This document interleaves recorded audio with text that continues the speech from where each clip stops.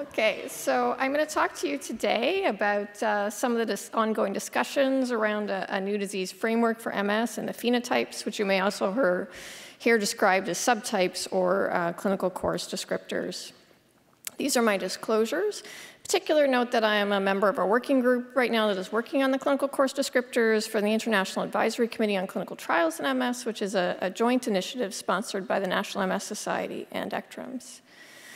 So we define the course of MS. You might not wonder why, but we're trying to ensure some clarity and consistency so that when we talk about different groups for our epidemiologic studies or our clinical trials, that we all know who's being involved and to whom our results generalize.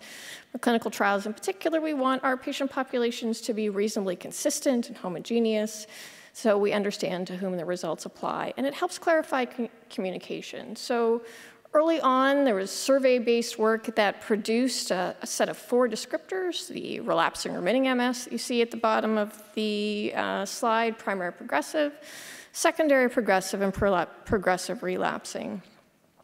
In 2013, Fred Lublin and Steve Reingold led an effort to move beyond survey-based standardized definitions.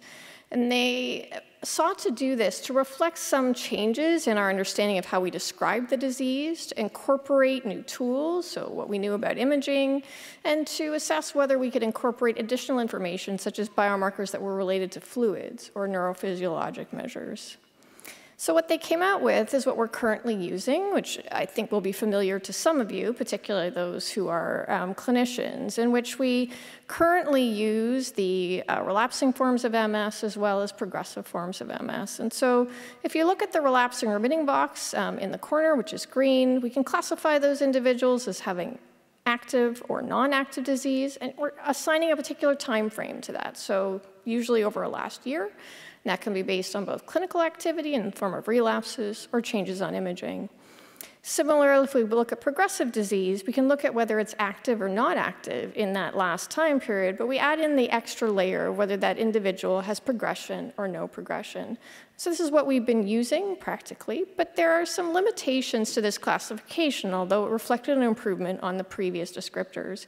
So it really doesn't do a very good job of reflecting underlying biology. So by example, we could have 2 people, both of whom are labeled as having secondary progressive MS, but may have vastly different underlying biological mechanisms which are dominant in terms of driving their progression. And within an individual, if we look over at the right-hand side of the slide, we have one person who may keep the same label for a decade, but the biologies that are driving their clinical presentation may be changing over time. Why should that matter? Well, different biology gives us different prognosis and potentially different response to treatments. And in particular, I think it helps limit the way we think. So George Orwell, if you had to read George Orwell in high school like I did, said if thought corrupts language, language can also corrupt thought. So if we use language that doesn't appropriately describe disease, then it can limit our thinking in important ways and reduce our ability to innovate and develop appropriate therapeutics. So a working group, of which I was I will say, very small member in this group in terms of the heavy lifting that was done, opted to try and propose some of the thinking that should be behind a new mechanism-driven framework. Wee Young is a member of that group. And Jen Graves, whom you heard from yesterday, was also a member of that group.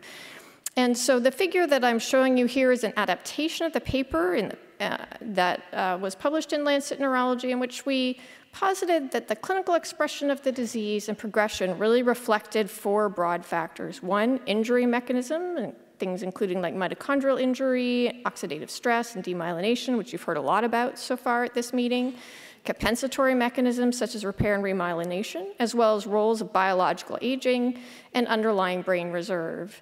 And you'll see in a circle that these processes are modified by multiple factors. So you just heard a lot from Annette Olenga-Gould about race and ethnicity and social determinants of health. These are all factors that influence the final interaction of those factors to produce our clinical expression.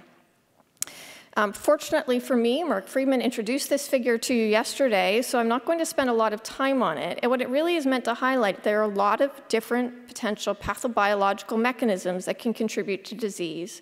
Some of these we can measure in clinical practice now, some we cannot, but would hope to be able to do in the future. And these are things that we want to be able to incorporate into a future framework. So our challenges with any framework are that our understanding of biology of the disease is incomplete, but it's evolving. It's very clear that our current framework to describe clinical phenotype is inadequate to meet the needs of our research, to move forward our understanding of the disease, and to allow us to make appropriate treatment choices. So we have the opportunity to think about integrating stages in phenotype. Another example, which I haven't talked about, but I think I actually have a whole minute to talk about, is thinking about what they've done in cancer. So if you think about individuals who are diagnosed with breast cancer, for instance, they may be described as having stage 2 disease, which describes an overall severity measure. But we then describe them according to things like their hormone receptors and Herceptin receptors. And so based on those biologies, we can provide individuals, along with their stage, with a prognosis and a treatment plan tailored to their biology. That's an opportunity for us that if we can do it, one day we can test therapies based on their biologic mechanisms rather than just the clinical appearance of the individual in front of us. This is not an easy task that we're going to have to do. This is something that we need to continue discussing and working on and make sure it's acceptable to all of the stakeholders, figure out how to describe it. So this is very much a work in progress.